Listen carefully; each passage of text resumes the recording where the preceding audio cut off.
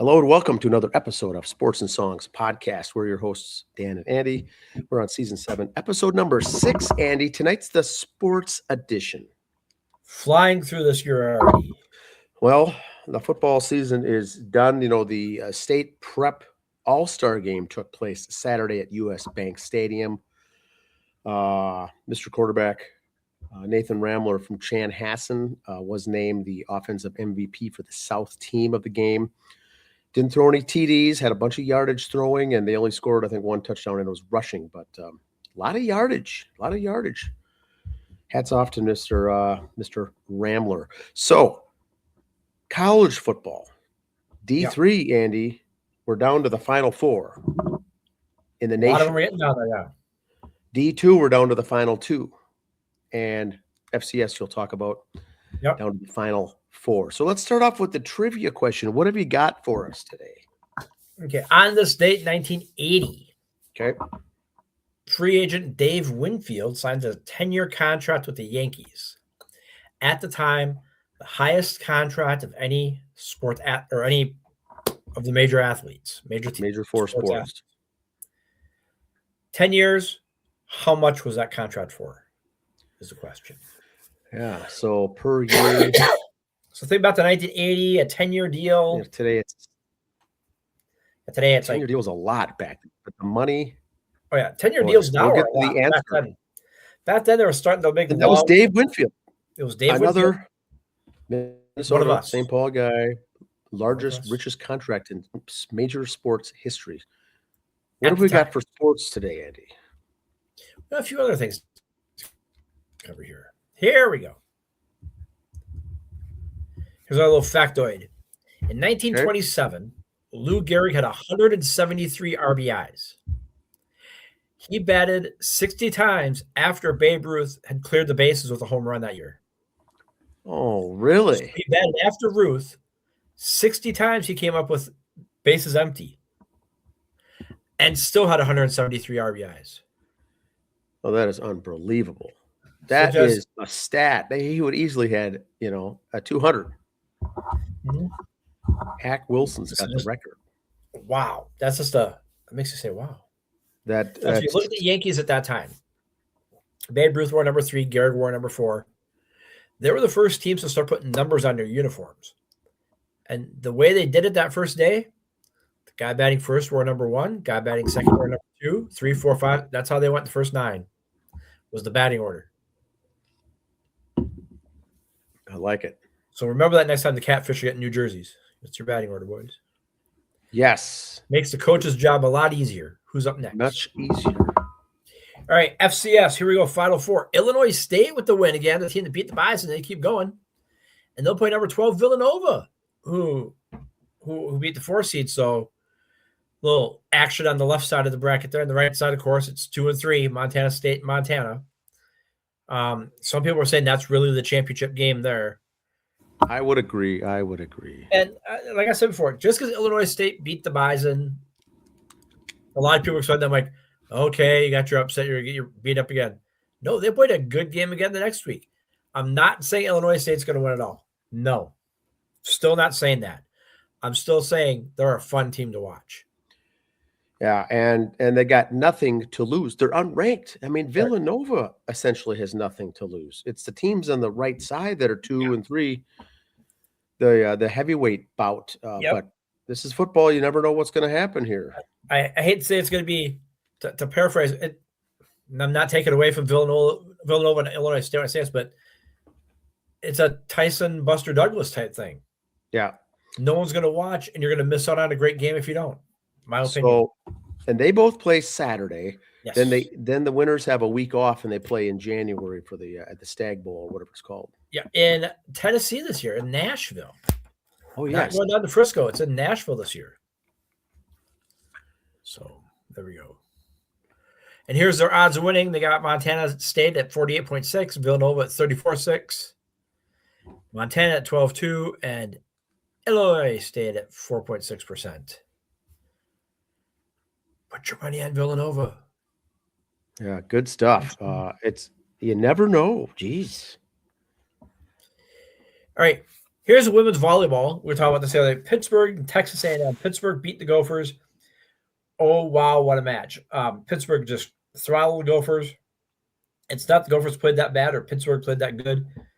It's just the stars and moons were aligned. I mean, I put all the highlights up on the Facebook page. You couldn't beat Pittsburgh that day. I mean, they were just there. And Texas A&M beat Nebraska, who was favored doing who I had on my bracket winning the whole thing. So shows you what I know. So that'll be a good one. Then you got Scotty and Kentucky on the right side. So could have two number ones. Could have Scotty and unranked to go in there. We'll see. We shall see. But volleyball coming up again on the 18th. That's this weekend. And then a couple days later on the 21st. The championships. Summit League. For those of you who are new here, Summit League is college basketball. And here's the teams. Men's got North Dakota State in first right now. No league games yet, so it's all non-conference overall. St. Thomas is in the Summit. Now, and then South Dakota State, South Dakota. Women, you got South Dakota State, North Dakota State, South Dakota. ORU and St. Thomas there. Now, I got to say this about the Summit League. Get everybody on apples to apples here. A lot of these teams are in the FCS for football. So that's at Division One, sub, whatever it's called. Whoever wins the Summit League makes the NCAA basketball tournament. South Dakota State women had a run last year. So these teams play the big boys in the tournament.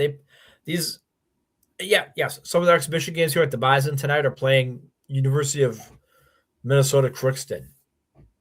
Okay. Not really the same caliber you're going to see in the NCAA tournament, but who else are you going to play when you live up there? The Bison can't really get, Kentucky up for a game. Okay. So strength of schedule is going to be an issue here, but these teams, South Dakota State women last year made a nice run in the tournament. We'll keep following this year in their regular conferences. Summit League tournament's always exciting to watch and see how many of these teams make it. Usually it's just a division winner. Very rarely, unless we'll take the women's side, for example. South Dakota State runs it, and they're great, and North Dakota State upsets them in the finals of the tournament. North Dakota State would get the automatic bid. How could you leave SDSU out on something like that? But they do because it's a small conference. So we'll see what happens. Again, season's just starting. We'll go from there. CCHA. That's college hockey up north. Boys. Now, this isn't everybody. I just couldn't fit so many on the screen, so I went down as far as St. Thomas. You got Minnesota State up there, Mankato. The Beavs, Augustana, Michigan Tech, Bowling Green, and St. Thomas. Again, St. Thomas has been doing very well since getting moved up a couple of years ago. Very impressed with that, how that organization is run. But the men for the Beavs or hockey are holding their own this year, doing pretty good. And the WCHA, which is Women's College Hockey Association, this is everybody. Scotty, Ohio State Ghosts, Bulldogs, Mankato, St. Cloud State, St. Thomas, and Bemidji. St. Thomas finally getting that little. The one sport they're not holding up their own in, and then the Bemidji women for hockey. God bless them. They're out there trying. Love them. Don't forget, Wednesdays, Sports and Songs Community College. We're here to educate. Just one more thing before I sign off here. We get to some editorial stuff back and forth. Yes. Thank you to everybody here. Here's some numbers. We got our Spotify numbers in. We had one show. Our show was in the top 25% of the videos on Spotify. We got the Rising Star Award, a Marathon Show Award, and a Fan Favorite Award. Those are our awards right there, folks. These circles on the screen. We got no plaque sent to us in the mail. But some people say, "Oh, Spotify this, say that to make you feel good." Well, thank you, Spotify. I feel great. But I know these are numbers. Thank you all for making those possible and happening. Couldn't have done it without you, as we say. Yes. So we got the community college on Wednesday nights. We got this show on Mondays, songs on Thursdays. Special things coming up. One thing I did not have in my report, so I tried to do a special on it, and I couldn't. I couldn't get myself through it. The Mets. Edwin Diaz is with the Dodgers. The Polar Bears in Baltimore. They're selling Polar Bear shirts up there now. Fine, God love them. Brandon Nemo traded to the Rangers.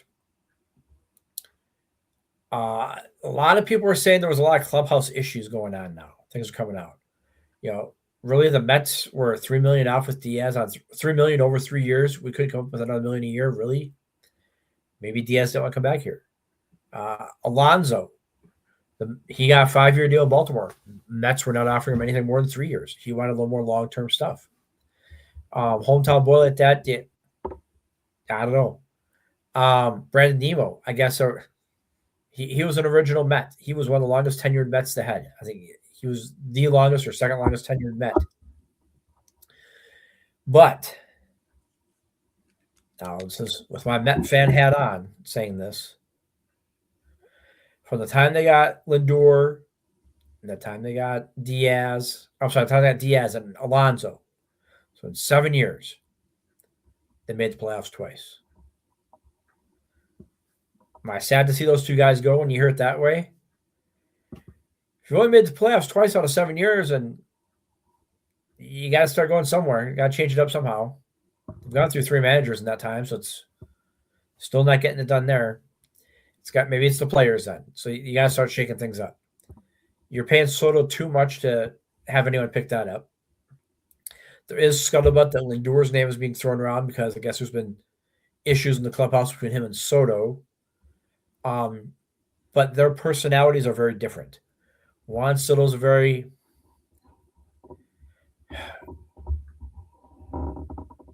he doesn't do this, but I picture this.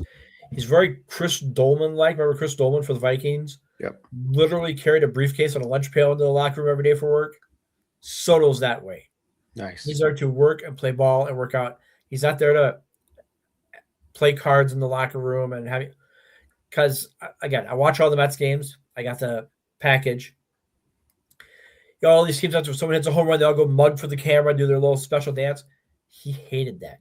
He'd just go to it and like wave and go sit down. He wanted no part of that. He was there to play baseball. I respected that. Kind of almost a Barry Sanders-ish. Yeah, I hit a home run. High five with on the bench. I'm not gonna go mug for the camera and hold my sign. No. Get this stupid hat off me, this jacket off me, whatever. Whatever. I hit a home run. That's what I'm paid to do. So I don't know if the other reason I said to let Nemo go, he thought because he'd been there so long, he should have been given the captaincy, and he didn't. So there's issues between him and Lindor on that. I'm not saying there was or wasn't. Probably was for an afternoon. How could you not be? That you'd almost want that as a manager because you see there's competitiveness amongst your teammates. How bad it got, unless you're in there, you'll never know. And even then, you're seeing one side of the story. You're seeing your side. They did sign Polanco from the Mariners. He's going to play first base, and some people are going, he's played like a game of first base his whole life. It's called spring training, folks. It's called they're professionals. Mark Vientos is going to play for, I think, Valenzuela in the World Baseball Classic. Word is he might be playing first base for the Mets. So maybe he'll get a lot of reps at first base on that team. Polanco will get him on the regular exhibition games, spring training games. So we'll see. Mets are saying Brett Beatty will get a lot of time at third in spring training. So see how that works out. There is still some names that I keep hearing. Tatis Jr. coming to the Mets on a trade. I don't know who the Mets got left. The Mets got a lot of nice prospects, but prospects don't win you this year. So we shall see. We shall see. Well, they picked up Polanco. That's a 2-year deal, $20 million a year, $40 million. Yep. And like Yep. I said, he's typically a second baseman. He can play around. This last year, he was mainly a DH with Seattle, but now you Yep. can plug him in at first for the Mets. Also play some DH. You can plug him in at second. You can do whatever, and he's a clutch guy. He's a clutch guy in the playoffs, and he's a true Yep. professional. So Yep. Polanco, very, very good. Now you mentioned with the salary, the Mets, we've talked about this in the past. You get the biggest salary or the second biggest salary, writing checks like there's no tomorrow to get all the best guys. Fans absolutely love it. Yep. How does a baseball team succeed? It's clubhouse. It's the chemistry. It's the guys. You can't just be Steve Cohen and writing checks and bringing in all the best guys Right. and then hope it works. It's a 162 game season. They have to be able to get along, and they all have to interconnect, and they obviously didn't. Yes, they're tremendous athletes, but it's a 6-month season of a grind, and you have to make those pickups that are worthwhile. Twins today, Josh Bell, former Washington National. They picked him up. So now you go back to Derek Shelton when he was in Pittsburgh. Knew Josh Bell. When he was in What did he say about him? Clubhouse guy. Yep. Veteran guy with all these youngsters. He'd be a good addition. He's a first baseman, 10 years in the league. He's still average every year that he's been in the majors. He's averaging 24 homers, 85 RBIs a year. So can he get the job done? Yes. Does he have a big stick? Yes. He's a 235 batting average, but 237, I think the last year was. I saw something about Jeremy Quast posted that, but he's a 256 lifetime average.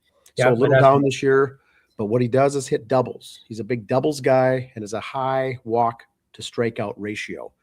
So watch what you read on the internet. Watch what people say about these guys that are not that good. Okay. Bell's going to be when you say he's a big doubles guy, though, look at this ballpark he's in.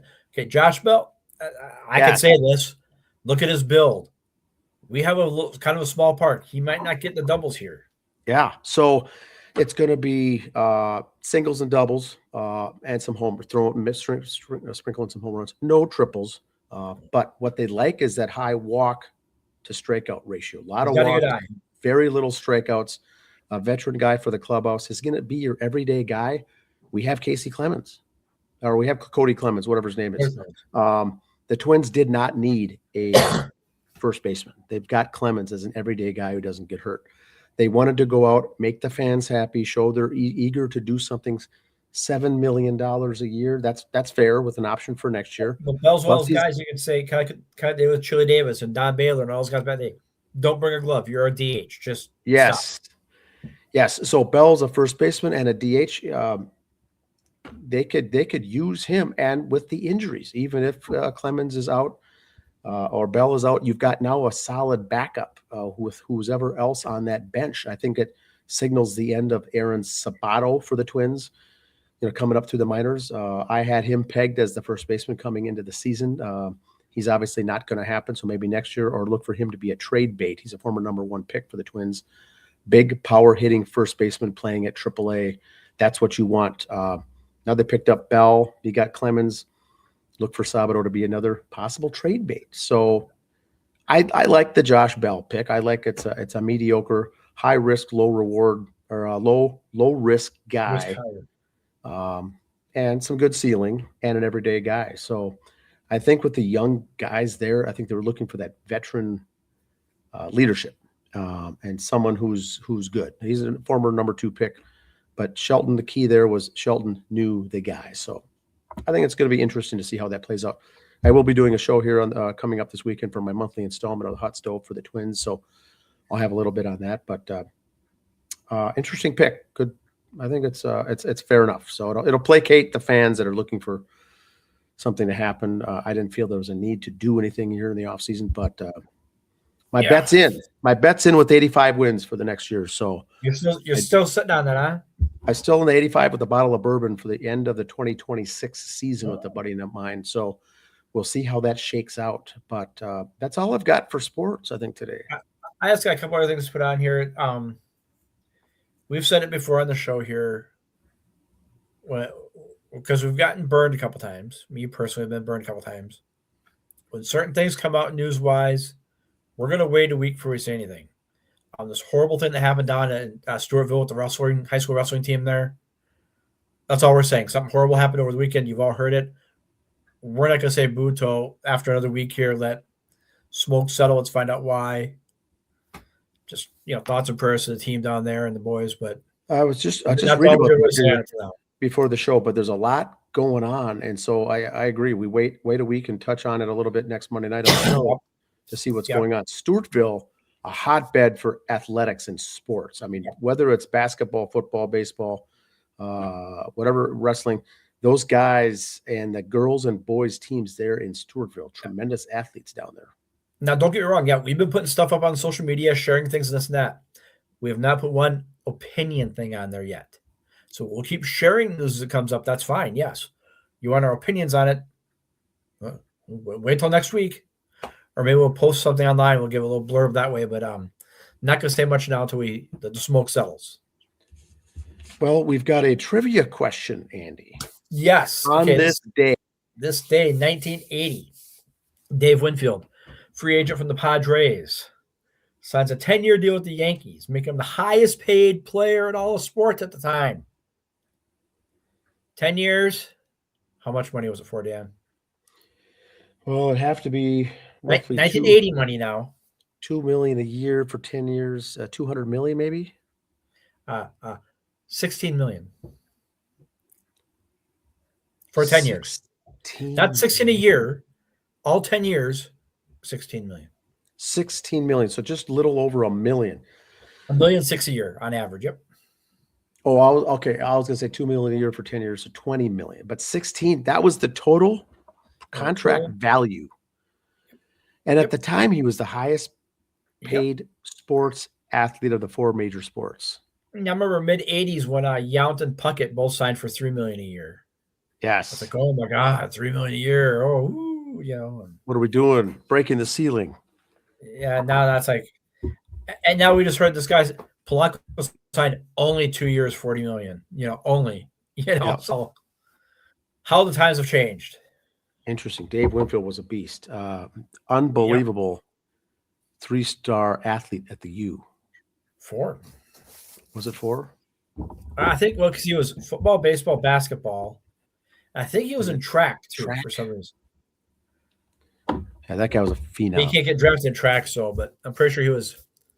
If he had the time, he ran laps too. All right, folks, leave your comments down below. We'll be back next Monday, and happy holidays as we're getting closer, folks. Yes, we're getting there. Have a good week. See ya.